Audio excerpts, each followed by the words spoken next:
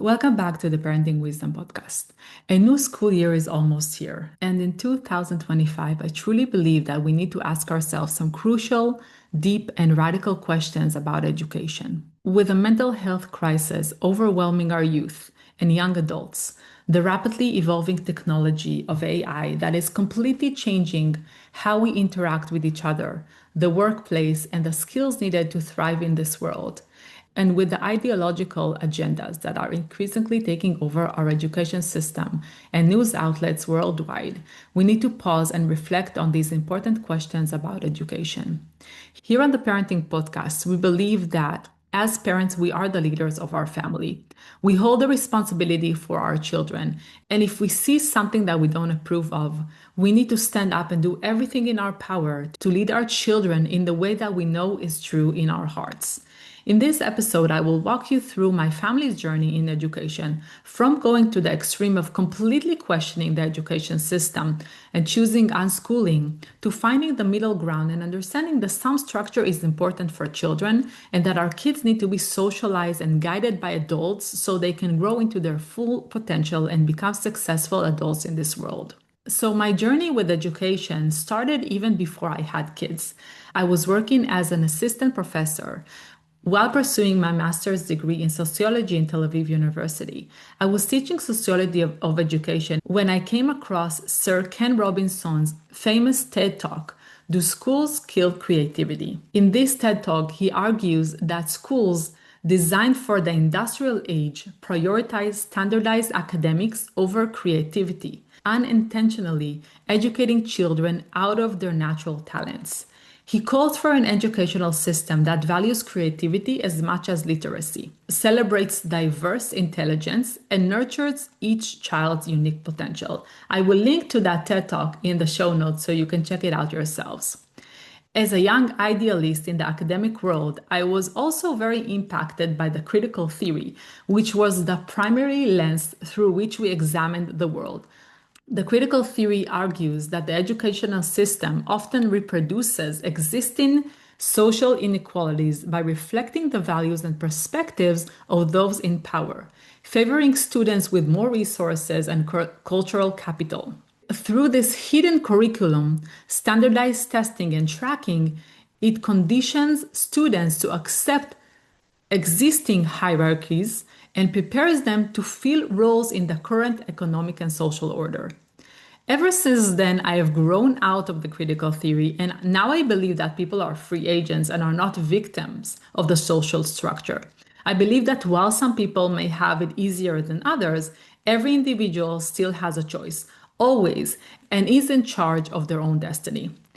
But that's not our topic of today's episode. So I want to go back to our educational journey. When I had my first child, I vowed that I'm not going to send my kids to school, but I still didn't know exactly what our educational path would look like. In the first years, we were living in Israel, and he went to a small, homey daycare that was wonderful. Later, he went to a public daycare that wasn't ideal in many ways, but it was what worked at that time. When we moved to the States, these thoughts about education started to become much more significant for me. From conversations with parents, I began to realize that the education system in the US is very different from the one in Israel. While what Ken Robinson talked about in his TED Talk was true to some degree in the Israeli education system, it was hyper true in the US education system. When my 2.5-year-old started preschool, he began learning letters and numbers, was tested to check his IQ, and was constantly evaluated in terms of his academic achievements. I was dumbfounded. Why do 2, 3, or 4-year-olds need to deal with academics? At this age, they should be playing. That's the best way for them to learn. I started getting really interested in education and tried to figure out what was going on. Was it just me, or had the whole nation got it all wrong? Like a good academic, I started diving into the literature, and lo and behold, I discovered that the best education system in the world, Finland, who was constantly rated at the top globally, was hailed for its holistic, student-centered model, minimal standardized testing, highly trained teachers, and a strong emphasis on equity and well-being.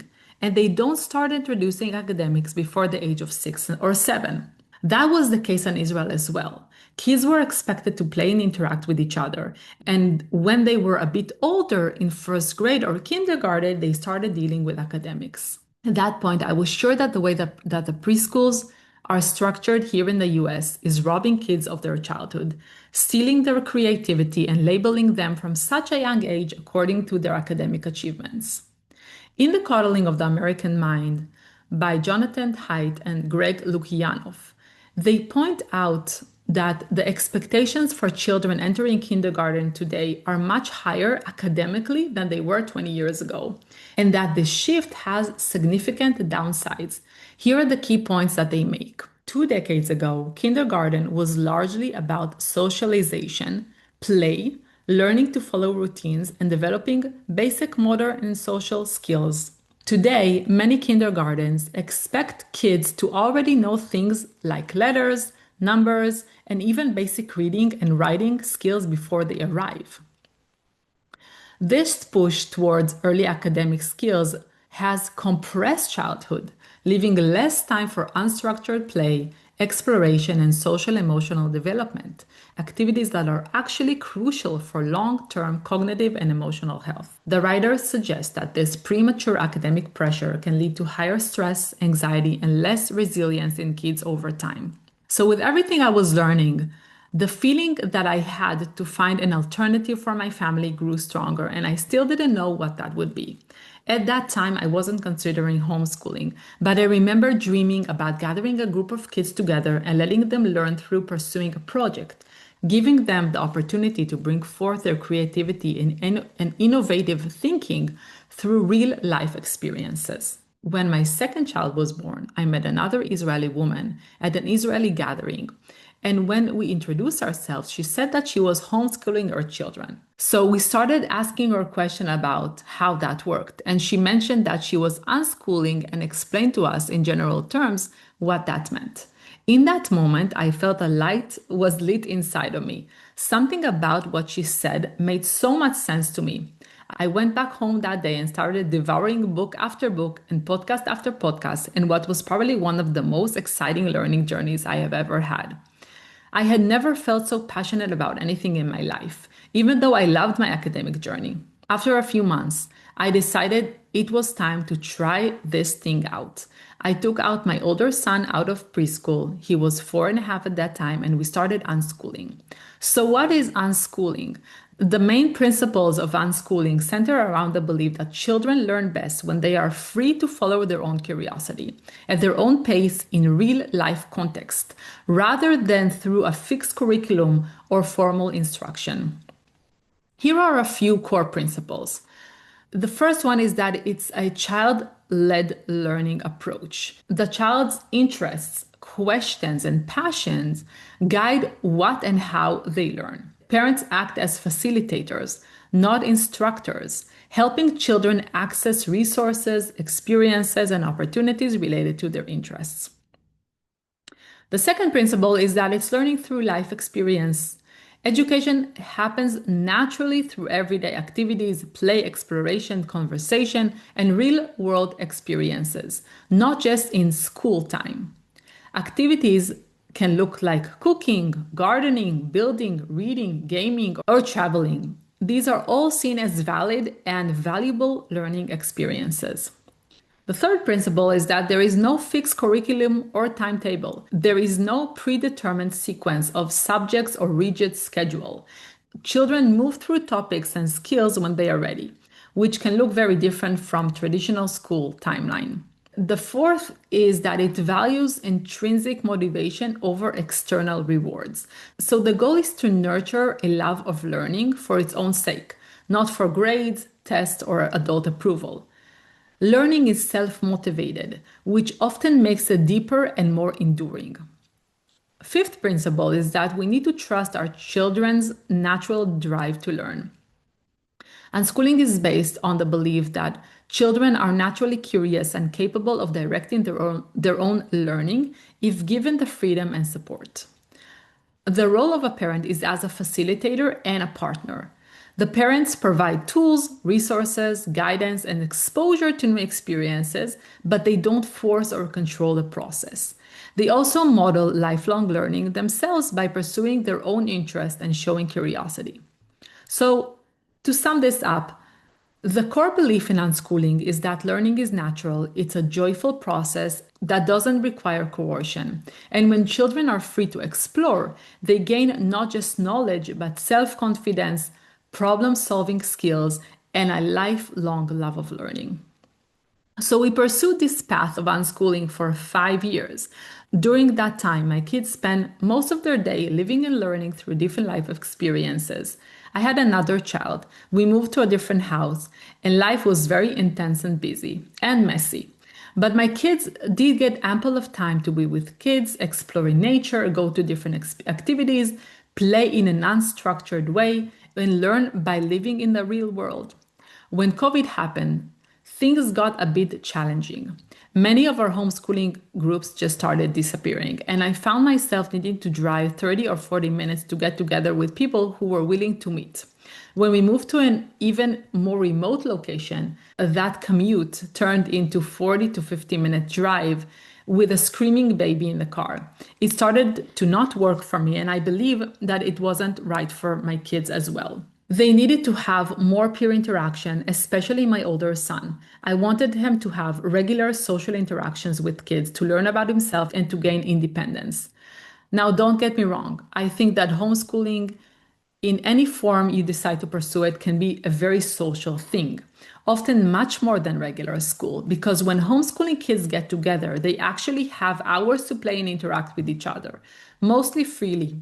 In school, on the other hand, recess has become shorter and shorter or even disappeared over the years, and many times it is structured and teacher-led, meaning that kids don't really get an opportunity to interact with each other freely. So homeschooling kids actually socialize much more than school kids.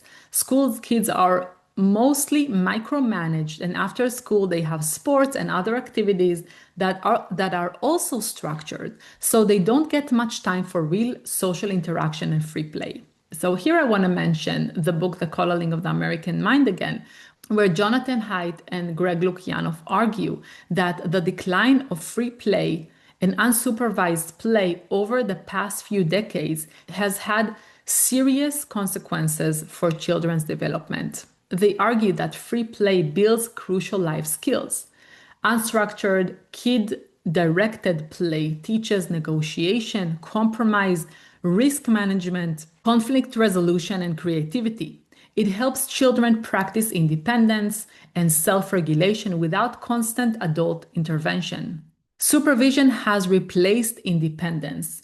Starting in 1980s and 1990s, cultural fears about safety, combined with increased academic pressure, led to more structured, adult-organized activities and less free roaming. Parents became more likely to supervise or organize all their kids' activities, leaving less time for self-directed exploration. This led to a loss of resilience. Without the small everyday challenges of free play, kids have fewer opportunities to practice handling conflict, failure, or risk on their own. This has contributed to higher anxiety, low resilience, and a greater dependence on adults to solve problems. They connect the decline of free play along with the rise of overprotection and constant supervision to increased rates of depression and anxiety in teens and young adults. Kids who don't get to practice independence when young may feel less capable and more fearful as they grow. In general, in this book, they claim that giving children back more unsupervised, unstructured playtime is essential for building confidence, resilience, and mental health, and that its decline is one of the key cultural shifts harming kids today. So as I mentioned before, homeschooling started to be challenging for us because we were so far from a community. And I believe that in order to homeschool successfully, you have to have a community. It's very hard and may even be unhealthy to do it by yourself. We didn't have the community, so I started searching for alternatives. We even considering moving to a different area so that we will be closer to a school that was very much inspired by the unschooling approach, one that I was really impressed with. If you wanna learn more about that school here in New Jersey, it's called the Village Electric. And I actually interviewed the founder of the school in an episode called Preparing Our Kids for a Fulfilling Future, the Village Electric School with Ben Ashfield. And I will link to that one in the show notes as well. And then the universe opened up a perfect opportunity. A new homeschooling co-op opened up 25 minutes away from me. Right when I saw it on Facebook, I reached out to the owner and I knew right away that we have found our place. If you want to learn more about our co-op, it's called Awaken Village, and you can listen to 2 episodes where I interviewed the founders, Sal Vasquez and Alisa Vasquez, about the approach of this school. I will link those in the show notes as well. And now this is the 3rd year my kids are going to that school, and we love it. For me, it's a perfect balance between structure and freedom, self-led and teacher direction, self-paced and inspired for growth. The real-world learning through project-based learning, along with the teaching of fundamental skills like math, reading, and writing. So after this long journey through different educational approaches, here are some of my conclusions. Oh, and by the way, my journey is not over. We are dreaming of traveling for a whole year and doing what is called world schooling, but more on that to come. So here are a few of my conclusions about education that I learned along the way. First of all, learning is an active process. Learning can never be imposed on a person. It is an internal process that has to be active. The fact that a person went through grades 1 to 12 does not mean that they retained everything they learned, and it does not mean that they are, quote, educated. As Peter Gray points out in his book, Free to Learn, learning is a purposeful and self-directed process. Rather than being passive recipients of information, children are motivated to learn things that matter to their survival and social participation. Number 2, homeschooling is a great option if you have a community to pursue it with. One that can support you as a mother and give your kids a chance to socialize on a regular basis with other kids so they can hone their social skills. Number 3, homeschooling is not for everyone, probably not for most people.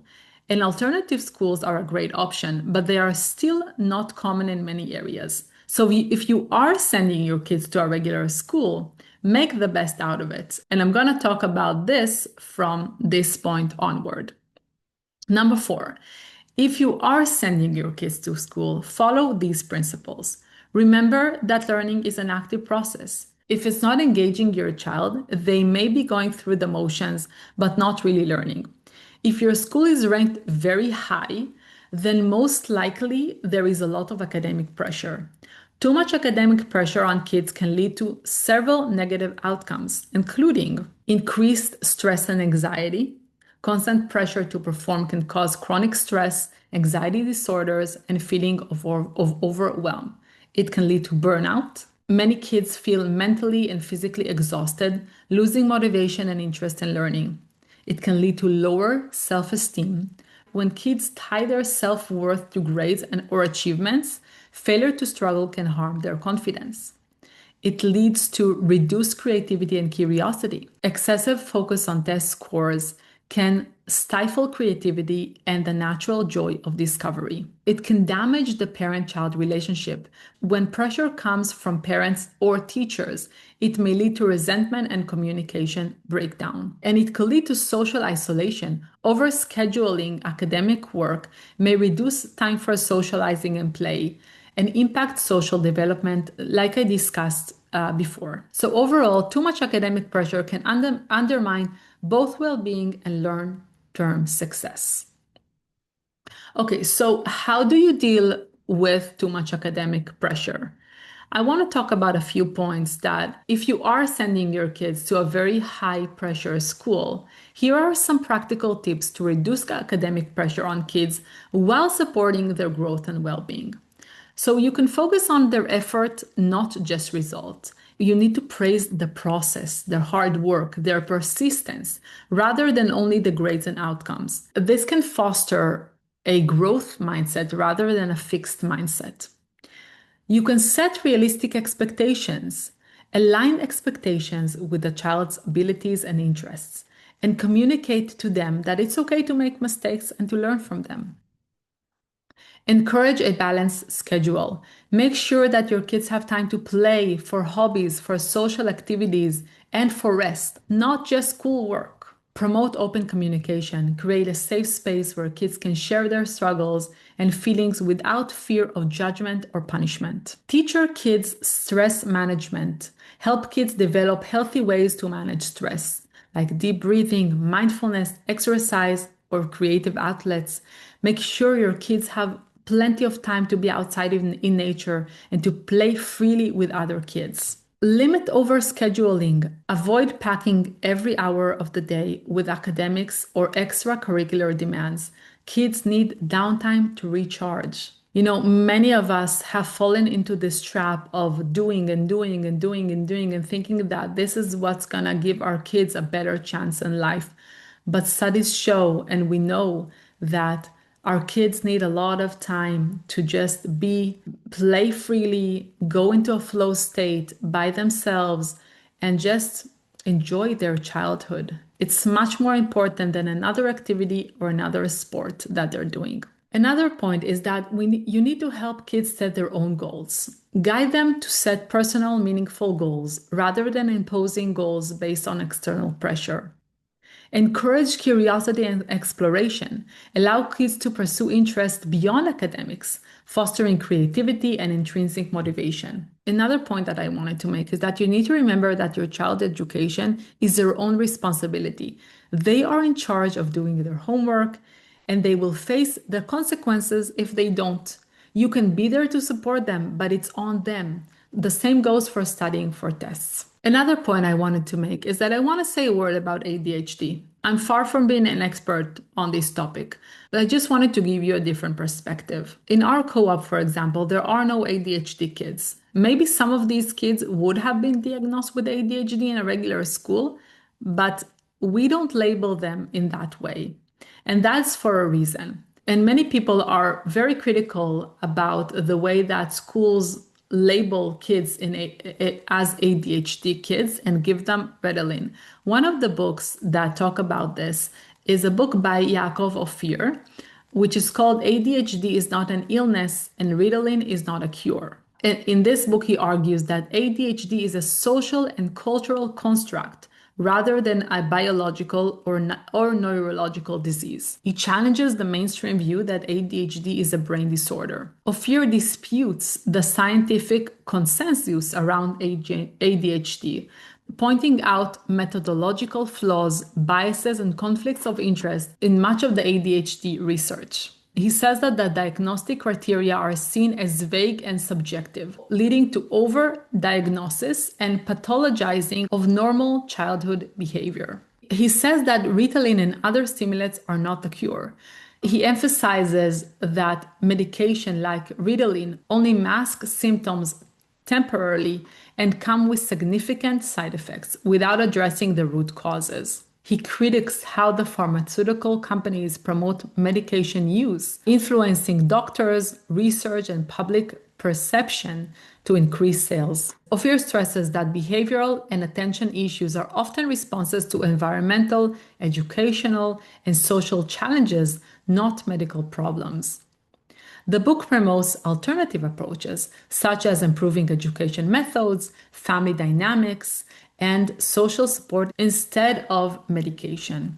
And he raises ethical issues regarding labeling children as ill and medicating them without fully understanding the long-term impacts. So in essence, the book is a strong critique of how ADHD is framed and treated in modern society, pushing for a reconsideration of assumptions and a more holistic, less medicalized approach.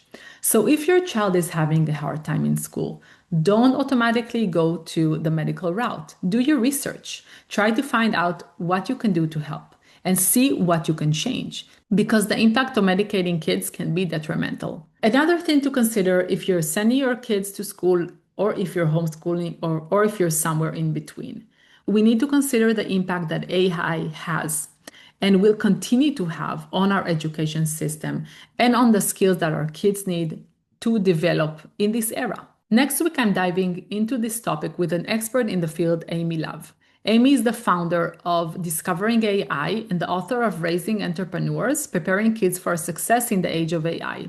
So stay tuned for that. But in the meantime, I encourage you to think about this. What skills do kids need in a rapidly changing world? How can they engage with what's being taught in school when they know that technology is making some of those skills irrelevant? Peter Gray, in his work, including in the book Free to Learn, argues that children are natural learners who actively absorb the adults and environment around them to understand what skills and knowledge they need to acquire. He argues that children learn by watching and interacting with the world. Kids instinctively pay attention to what adults do, what problems need solving, and what skills are valued in their community. Children pick up cultural norms, practical skills, and knowledge by observing adults and peers in real life situations, not just through formal instruction. So our kids see and they know that what they are being taught may be outdated and they need to focus on other things. As a last note, after being an enthusiastic promoter of unschooling, I now see the need for structure in our children's learning. I think that in order for kids to grow into the fullness of themselves, they need mentorship, whether from a teacher or a parent. They need someone to encourage them, to show them what they are capable of, someone who will be their leader, who wants the best for them, and who can see their potential and know how to draw it out. I also came to understand that as much as child-led learning is great, kids need to feel that they are part of something bigger. Everyone is born with a gift. And if that gift is directed towards contributing to something bigger than themselves, they will not only reach their potential, but also find meaning in their life. We need to strive to give our kids that social context, to raise them as givers to the community, and to show them that they have a crucial role to play in society and can make a difference. So no matter what your child's educational path is, remember to see that bigger picture. What is education really about? What truly matters? And how you can best give your kids the chance for a meaningful education. In the comments or in the Facebook group, The Parenting Wisdom, let me hear your thoughts about this episode. What struck you the most? What are your thoughts and what questions do you have? I answer all the questions personally myself. Talk to you next time. I know that in this episode, I talked about a lot of things. So to make this easier for you, if what I said resonated with you, I created a summary of this episode with the main points that I talked about for you to download for free at efradamira.com/backtoschool.